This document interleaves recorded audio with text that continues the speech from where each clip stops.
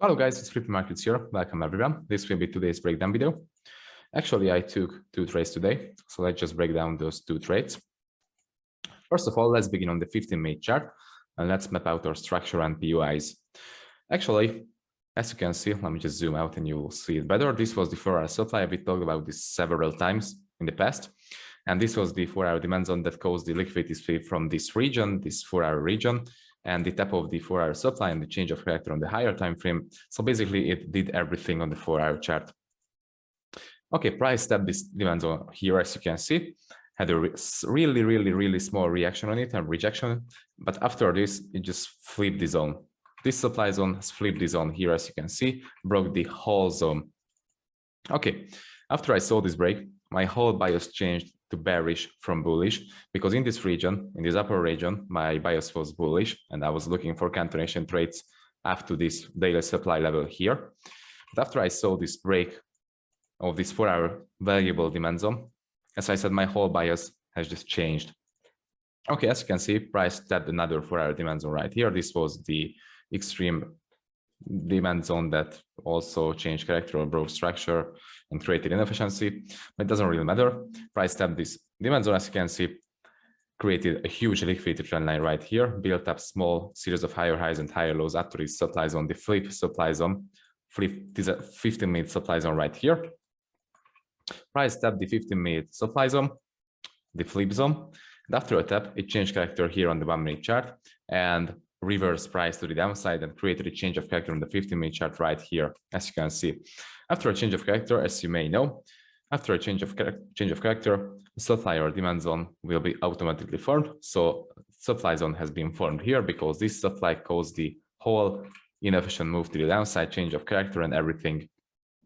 Okay, so we have this valuable supply zone up here, but price created another valuable supply zone down here, this decisional one, because this decisional supply zone, sorry, let me just remove this drawing. So this decisional supply zone caused the break of structure on the 4-hour chart here and the break of this zone.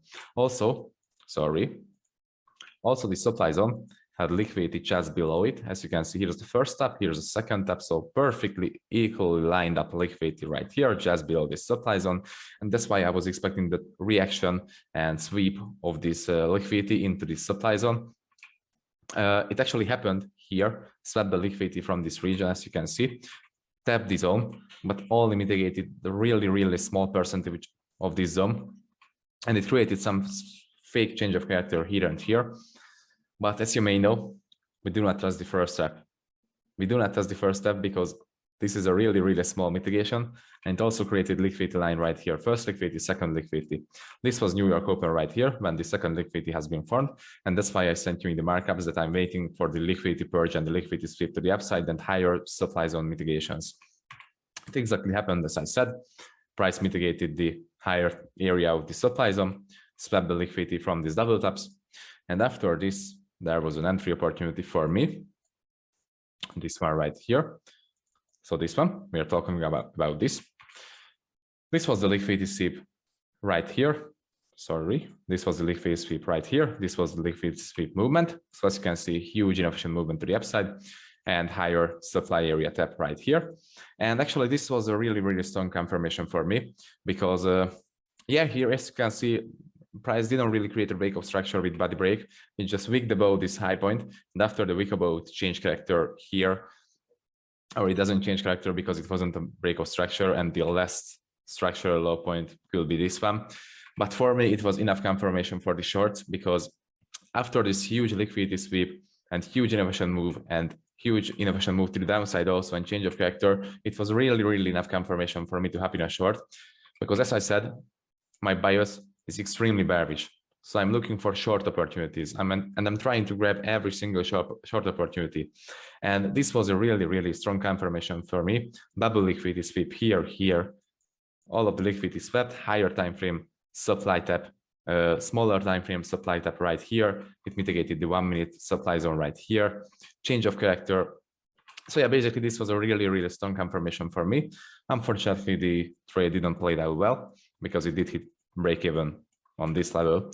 I did set my stop loss to break even because this low point created the last strong high, as you can see, and price broke below this week low. So after a week low breaks, I'm always setting my stop loss into break even, and that's why I did set my stop loss into break even.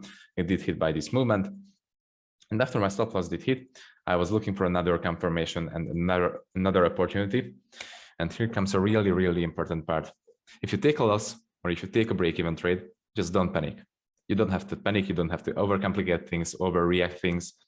Just adapt and focus on the market, focus on price, focus on the new opportunities. Just don't panic. I took a break-even trade here. I quickly changed my bias. I knew that price is going to break above this supply zone and tap the upper supply zone. So in this region, in this 1 minute region, my bias was bullish. Unfortunately, I couldn't find a good long entry up to this supply zone. But after price tapped this supply zone right here, here was the first step, pullback, here was the second tap. This demand zone created the second tap and the new high. Price reacted on this demand zone right here. As you can see, here's a reaction, created this supply zone right here that changed character to the downside and broke below this demand zone. Because as you can see, this is a really change of character and a really small break. But for change of characters, weeks are perfectly enough. And this week, this small week, just week below this demand zone. And as soon as I saw this, and also it happened with innovation move, as you can see, this is an inefficient candle. As soon as I saw this, I did set my order limit at the 50% of this candle because this is an equilibrium entry point because the wicks are bigger than the 50% of the whole body. So yeah, I did set my order limit at the 50% of this small candle. My target was the 5 minute demand zone, which is here. As you can see, this demand zone was my target. This created a huge inversion push and supply tap right here and liquidity sweep. I refined this demand zone on the 1 minute chart and for a more precise TP point. So I refined this demand zone right like this. This was my target point for 1 to 8 risk reward ratio. And actually I didn't really have to manage the trade because huge inversion push after the supply tap, as you can see, small pullback after the break of this week low and the creation of this strong high. I did set my stop loss here on this level, but it didn't really mean anything because it did hit my TP right away. So yeah, basically this is the breakdown.